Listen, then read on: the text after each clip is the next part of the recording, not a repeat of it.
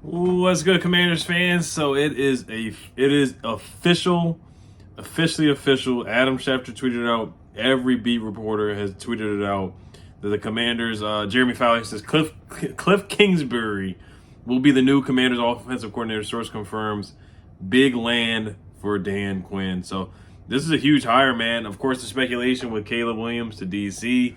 Personally, I don't think it will happen, but you just never know. You know, he was the offensive analyst at USC this past season with Caleb Williams. So there is some connection there. There is a little bit of smoke and fire. We'll see. Wouldn't get my hopes on that, but up on that. But I think this is a solid hire, man. Kliff Kingsbury is known for the air raid offense, airing the ball out, passing the ball a lot. But you look at the Cardinals, they did run the ball. They were productive while he was there. They had two 2,000-yard rushing seasons. A part of that, a lot of that was because of Kyler Murray, but James Conner was a good back there. Chase Edmonds was a good back for them. They had some good rushing seasons. Yeah, James Conner had 752 rushing yards in the 2021 season and had 15 touchdowns that season. 15 touchdowns. That's the season they went 11-6. And they were second in the NFC West, and they made the playoffs with Kliff Kingsbury as the head coach. Now, things didn't end well, obviously, there with the Cardinals. Him and Kyler Murray, saw them videos of them yelling at each other during the games and whatnot, but he will not be the head coach. Dan Quinn will be the leader of men, and Kliff will be the offensive coordinator, just calling plays, getting these guys right. So he does want to air the ball out, but he does run the football as well. You look at that 2021 season, you look at some of the rankings there. They had 26 points a game. They were 11th in the NFL.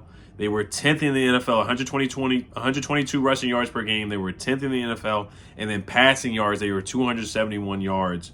They had 271 passing yards per game, which was 8th in the NFL. So they were putting up big numbers in that 2021 season. So let's see if they can translate to here. If he gets Jaden Daniels, Caleb Williams, Drake May, any of those guys, we'll see what happens, but, you know, he likes to spread guys out, a lot of 10 personnel. He did cut down on that, so that shows that he adjusted. When he first came into the league, he did a lot of 10 personnel, and then he adjusted, stopped doing that, ran the football a little bit more, so it shows that he is willing to adjust. Now, you look at his resume. He has that resume. Coach Pat Mahomes in college, Coach Case Keenum in Houston when Case Keenum was balling, Coach Baker Mayfield, Caleb Williams, Kyler Murray to have a good season. So he has a lot of good quarterbacks that he has under his belt that he has coached in college and in the NFL. So young guy, 44 years old, man. I think this is a good hire, man.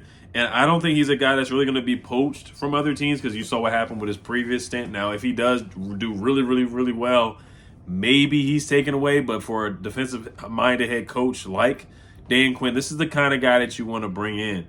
Somebody that you know that most likely will not be immediately taken away from your rosters or from your coaching staff. So I think it's a good hire. I talked about some of it yesterday. Just some of the numbers and some of the stats. You look at this dead last in pre-snap motion. DeAndre Hopkins lined up to the left. DeAndre Hopkins, AJ Green. He got the best out of AJ Green when AJ Green was older. AJ Green had a productive season under Kliff Kingsbury. Even Larry Fitzgerald, Zach Ertz, some of those guys. Chase Edmonds. He had the offense humming. Coach in the Cardinals for the most part. So you're going to see a lot of empty sets. You're going to see the quarterback used as a runner as well. He wants to get a lot of those one-on-one matchups, empty sets, a lot of receivers out there. So that's what you're going to get from Kliff Kingsbury with that air raid offense. But I think it's a good hire, man. And you look what he did with the Raiders. You look what he did with the Raiders. So contract negotiations fell through. Maybe what he did was when he heard that Dan Quinn got the job, he was like, hey, man, I might want to just go with the Commanders, man. I might want to just do that. That may be a better fit. Like I said, I'm just speculating, but I think it's a solid hire, man. This is what you need with the offensive spot. Now, like I said, I'm not going to go crazy over the hire. It was really between him and Chip Kelly for the most part.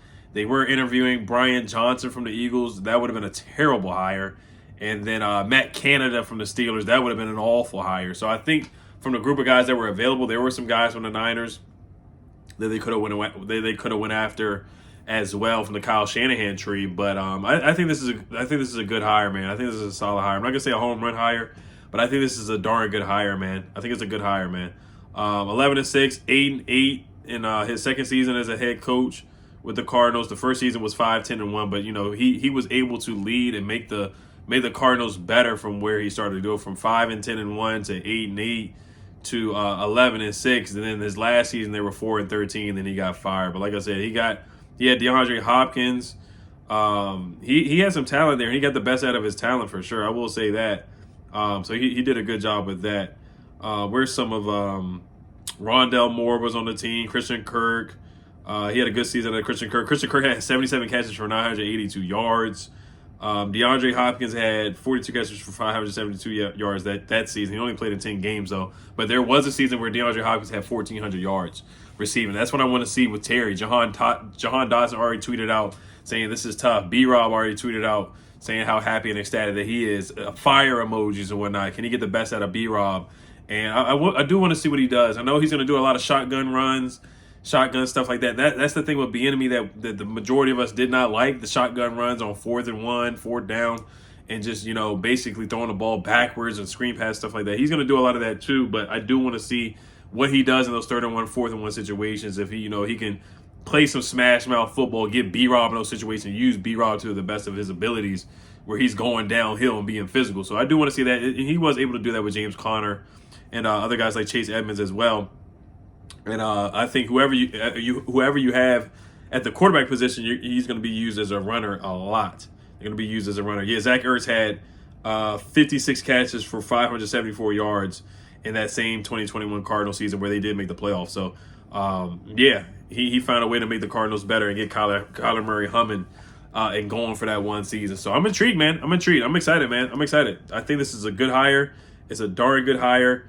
Getting Kliff Kingsbury in here, he has a decade-rated resume who can work with young quarterbacks. And I think the hire, like you look at the candidates, these are guys that are working in college that show that they're willing to come in and work with a young quarterback. Chip Kelly was with UCLA working with college quarterbacks, and now you see Kliff Kingsbury working with a lot of college quarterbacks, working with Caleb Williams, and they know that they're going to draft it. Everybody knows we're going to draft a guy with the 2nd overall pick, or maybe even possibly, I don't think we will, trading up to the first pick of the draft and getting Caleb Williams. Or if Caleb Williams really pulls like an Eli Manning and says he does not want to play for the Bears at all, which is speculation right now too, and forces his way to DC, we'll see if that happens too. But I think this is definitely a calculated move by Dan Quinn, getting a guy in here that knows offense and is a young, innovative mind. And I really like that a lot for Dan Quinn, getting a young, innovative mind in here in Kliff Kingsbury. So, all right, you guys. You guys let me know what you guys think. Of course, a lot of people keep asking about Eric Bieniemy. The Raiders have spoke to Eric Bieniemy about the offensive coordinator position. That's the last thing I heard about Eric Bieniemy, but this confirms that Eric Bieniemy will not be back in DC in any way, shape, or form, or any type of capacity. I don't think at all. Not even an analyst or anything like that, or a passing game coordinator. Excuse me, I highly doubt he's going to be back in any way, shape, or form now. Bieniemy, I don't want to get too much into Bieniemy. He just, the shotgun runs, the 4th and 1 runs, stuff like that, just dropping Sam back way too much, not helping out your young quarterback, not helping out your young quarterback develop.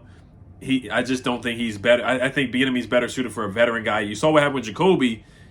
Things with Jacoby worked well, but with Sam, he had some good games with Sam. Like the Eagles game was good, the Patriots game was good, the Broncos second half was good. He did have a couple good things going with Sam, but he just hit a wall because Sam just got punched drunk. He basically got Patrick Ramsey'd, where he was just dropping him back way too much, way too many drop backs, long drop back plays, long developing routes by Eric Bieniemy. That was one of his downfalls there too, and not getting the ball to his best player. You saw DeAndre Hopkins get big numbers.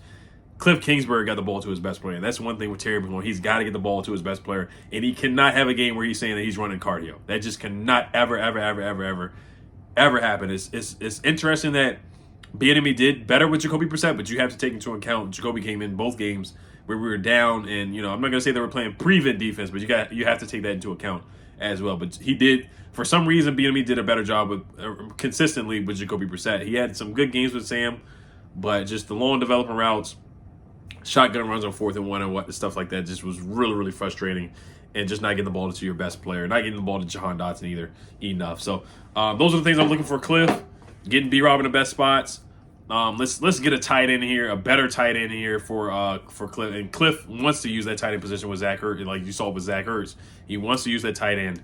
But we'll see if he can get some balance here with the running game and the pass game going. So, all right, you guys let me know what you guys think. I think it's a good hire. Kliff Kingsbury as an offensive coordinator, I like that so much more than a head coach. And I think that's a good signing. And we're expected to sign defensive coordinator Joe Witt Jr. from the Cowboys. I think that's a solid hire as well. And this shows that it's not any really like nepotism or anything like that. This is an outside hire. It's not like a Ron Rivera, I'm going to hire my friend's son and Scott Turner or anything like that. I like that a lot too. So I know they have some ties, but it's not like ties like, oh man, we were with the Panthers for X amount of years and stuff like that. So I like this hire. Dan Quinn making a hire where it's not like just, oh, it's just a comfortable kind of hire. So and like you saw, like I was saying too, like the NFL, they wanted this to be done before Super Bowl week. They want everything to be focused on the Super Bowl, and they got this done right before the Super Bowl starts. So, all right, you guys let me know what you guys think. I think this is a good hire, man. I think this is a solid hire.